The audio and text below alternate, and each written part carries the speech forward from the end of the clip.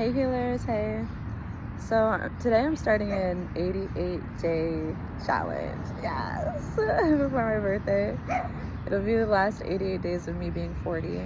I'm pretty sure I'm not going to celebrate my birthday anymore after this. I don't see the need. I don't see the reason. And I'll remember how old I am, but I don't think I'll celebrate a birthday. It's something weird about birthdays. Haven't quite put my finger on it, but I'm still gonna collect my money, duh. I'm still gonna put my money pin on, and okay, so maybe I will celebrate it, I don't know. But I basically just want to take this time to get really clear and get really focused on my goals and clear my energy, because I feel like I've just been taking on so much energy from everybody else that I haven't been myself. And I'm really ready to get back to her. She's good with me. She's good with me. So I am out here with my dog Sunshine, throwing the ball, playing with her. That's what we do every day. And my detox is I'm not necessarily forcing myself in a strict way to do anything, but I'm setting certain guidelines, things that I want to do more of, things that I want to do less of when it comes to eating, what I'm consuming, what I'm spending my time doing, how I'm living, what I'm thinking about, what I'm spending my focus and energy on. And I've got linked up with an accountability buddy already that's also working on some major goals at this time. So that's exciting, because I've been feeling like I don't have enough people to talk about stuff, and that when I have positive improvements that I'm making in my life, that nobody's happy for me. So I'm you know what? Yes, accountability buddy, let's do this. Because a lot of times the people that we know and love us might not necessarily be that happy for us when we achieve, because it might make them feel insecure in some type of way. So it is what it is. It is what it is, but we deserve to have all the support that we need. And I think sometimes we expect support from people that they can't provide. So go to the people that can provide it, that are qualified and equipped to play that role in our lives. Then we yes, everybody's got a role to play. Everybody's got a place where they belong, and people can contribute to each other's lives in the most optimal way. It's beautiful. This is what boundaries give us.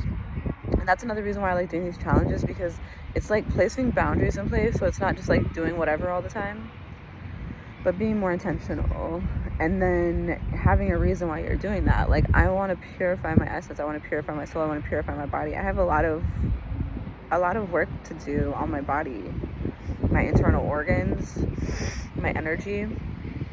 There's goals that I have that I want to use my body for, and this is the time for me now to get started working on it. So you guys are welcome to join with me.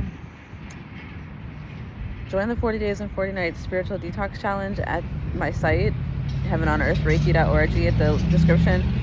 Join that to get started, and join the app, and you can follow along here with me as well. I'll be sharing across all my different spaces for sharing about what's going on with me. I need to get back to my vibration, and this is the time for me to solidify my life and my lifestyle. And before, everything that I ever did before, it was just a trial run. It was just practice. It was just practice. This is now showtime. So I wanted to tell you guys, this is what I'm doing. And get your support, and get your feedback, and get your buy-in. And so I'm doing multiple challenges right now. My 88-day challenge is actually I'm not going to say what it actually is. I'm just going to call it a spiritual detox. But at some point I will share with you guys what I'm actually doing. But when the world is ready for it, then I will. I'm preparing myself for root lock. I just decided today to cancel remembering and to fold it into root lock. So if you are considering joining remembering, you'll want to join root lock instead, and take this time to prepare, as I will be also, because this is transformation, and there's no reason to rush something that will last a lifetime for you, which is your sovereign structure and stability that you can build your life's work on, and you can protect it and nourish it and know that it will be safe, and know that you have the ability to break every single curse that you're confronted with, and do that through love and pleasure and beauty, along with a little fire and brimstone if it's necessary. You know, because goddesses carry a rose and we carry a machete for the reasons that we need them for. There's a reason why the rose has a thorn, because it's called protection. And just breaking vows of celibacy, and I mean vows of silence and poverty, these are ways to increase your power and increase your protection for yourself without having to do anything. So like, it's about becoming the vibration, because we're being forced to look at and drop all our control patterns of how we try to control other people, how we try to maintain safety for ourselves.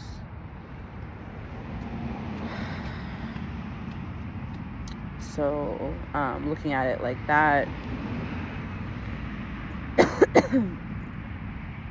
like, we're being asked to show up for the discomfort of not getting what we want, and, you know, like, not knowing what's going to happen.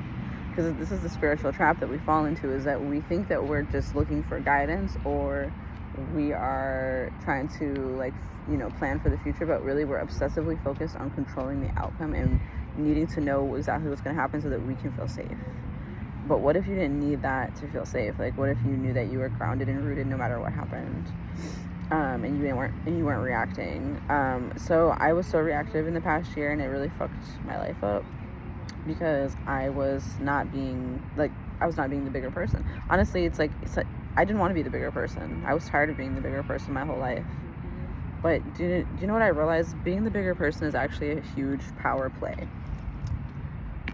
You are able to control reality and other people in your midst to your whims based on how you treat them and how you interact with them. You get a positive response or a negative response, and you don't realize what you're doing when you're walking around with the fucked up storm cloud on your head in a negative vibration, hating everything and feeling like everyone else has one up on you.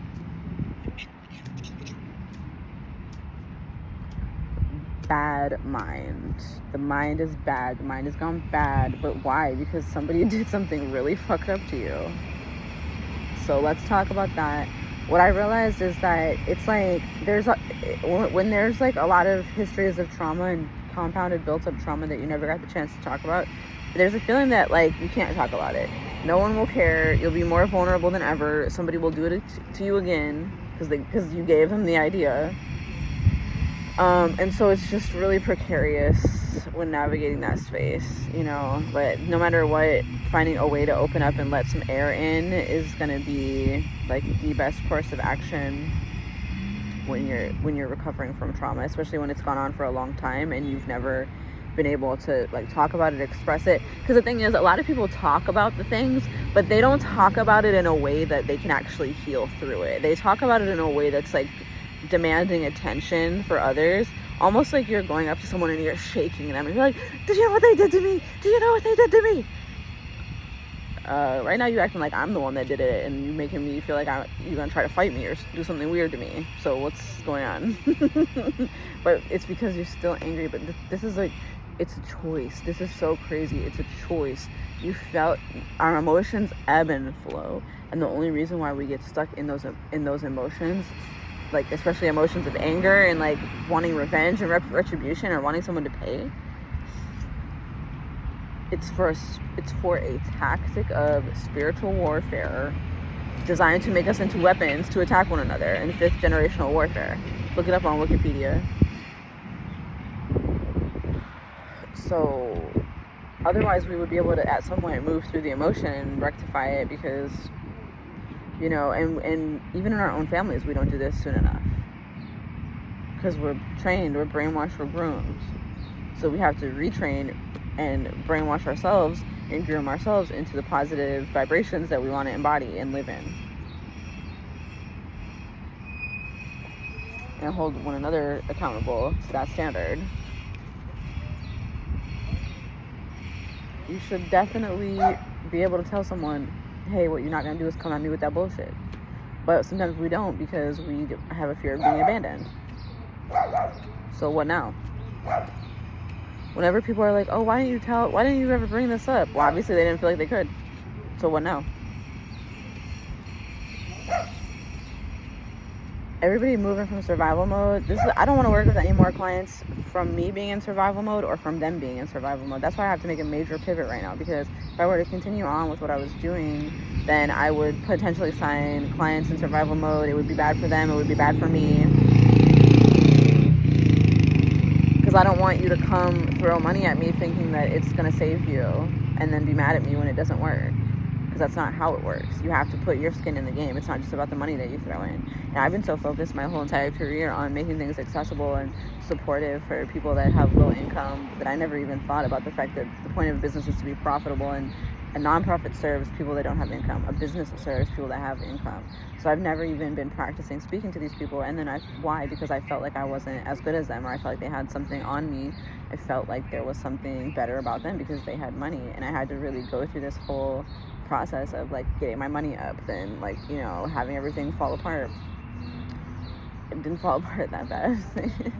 But it's like, it's okay. It's just been really hard. But I had to go to the other side where I'm like literally like spending 2 days without eating because I don't have any money. And like, you know, getting evicted 4 times in 1 year because I can't pay my rent. Like, it's just like I having completely losing my ability to take care of myself. And then to really see that I was never any more worthy or less worthy at any point in this journey. Whether I had, you know, however much money I had in the bank, or whether I had fucking negative however much. And likewise, other people are not more worthy or better than me.